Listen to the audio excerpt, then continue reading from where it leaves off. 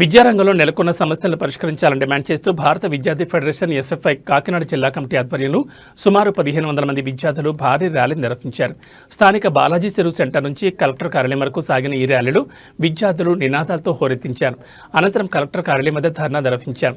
ఈ సందర్భంగా ఎస్ఎఫ్ఐ జిల్లా అధ్యక్ష కార్యదర్శులు జి శ్రీకాంత్, ఎం గంగా సూరిబాబు సంయుక్తంగా మాట్లాడుతూ కేంద్ర రాష్ట్ర ప్రభుత్వాలు విద్యారంగాన్ని నిర్వీర్యం చేస్తున్నాయని తీవ్రంగా విమర్శించారు. కేంద్ర ప్రభుత్వం తీసుకొచ్చిన నూతన జాతీయ విద్యా విధానం ఎన్ఈపీ పేద మధ్యతరగతి విద్యార్థులకు విద్యను దూరం చేస్తోందని ఆరోపించారు. ఈ విధానం వల్ల విద్య మొత్తం కేంద్రీకరణ, కాషాయీకరణ, ప్రైవేటీకరణ అవుతుందని అన్నారు. దేశంలో ఏ రాష్ట్రంలోనూ పూర్తిగా అమలు చేయని ఎన్ఈపీని ఆంధ్రప్రదేశ్లో అమలు చేయడం దుర్మార్గమని పేర్కొన్నారు.